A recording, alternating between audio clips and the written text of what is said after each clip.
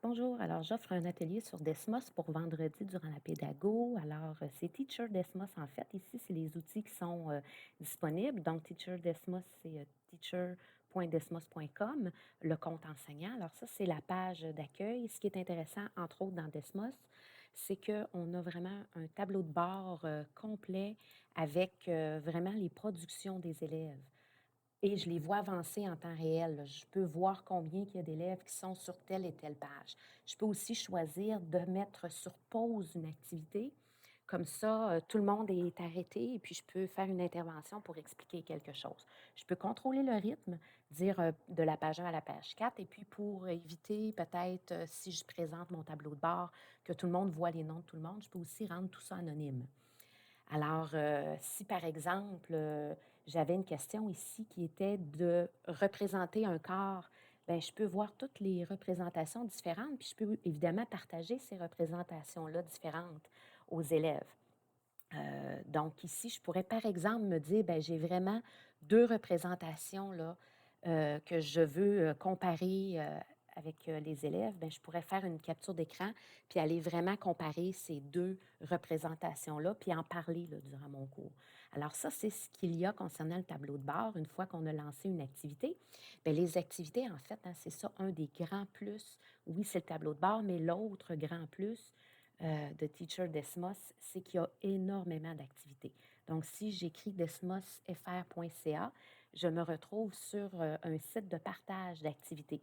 Fait qu'ici, si je cherche, par exemple, des activités en lien avec le taux de variation, bien, je vais être en mesure d'explorer plusieurs activités qui sont en lien avec le taux de variation. Je pourrais aussi demander un niveau d'enseignement qui serait, par exemple, je pourrais dire en deuxième secondaire. Puis je pourrais aussi sélectionner selon un auteur. Si j'aime, par exemple, en secondaire 3, je sais qu'un tel est intéressant. Par exemple, je sais que Guy Picard, quand il y a ses activités, je les trouve intéressantes, bien, je pourrais aller chercher toutes les activités de Guy Picard.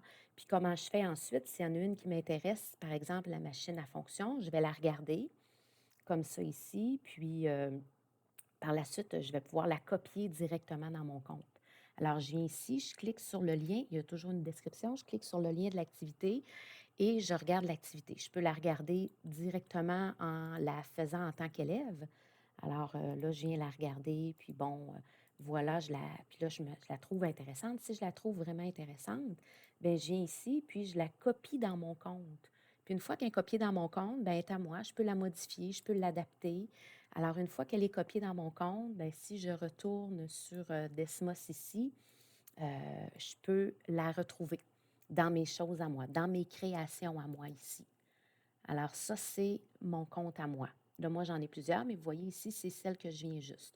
Si je veux créer une nouvelle activité, bien, je clique ici sur Nouvelle activité. Fait que je fais, disons, l'activité test juste pour voir ici. Alors, je crée une nouvelle activité. C'est comme un PowerPoint, là, le côté créatif, là. Ici, c'est mes pages de mon diaporama, puis ici, c'est mes objets de création. Alors, supposons que j'écris j'ai une question, là, mais je vais faire ça simple, là. Supposons que j'écris: «Quel est ton nom?» Puis là, ben, je veux évidemment que l'élève, réponde ici. Fait que vous voyez, c'est vraiment juste écrit: «Quel est ton nom?» Maya, tiens.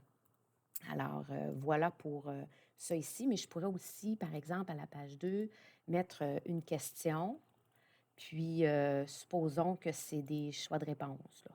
Là, je fais ça vite, là, mais vous pourriez avoir, A, B et ainsi de suite. Alors, la question, c'est ça, la réponse, c'est A ou le B, puis je peux demander d'expliquer. Puis si j'ai plus, si j'ai C, puis si j'ai D, ben ça va se retrouver dans un onglet comme ça ici.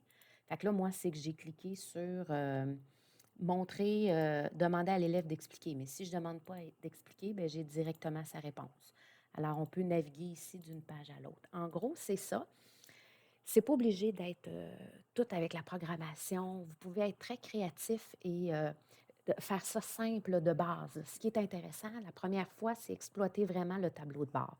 Donc, je suis disponible pour la formation vendredi matin, puis je pourrais être là aussi en après-midi pour ceux qui veulent le créer et aller plus loin. Alors, voilà, j'espère vous voir vendredi.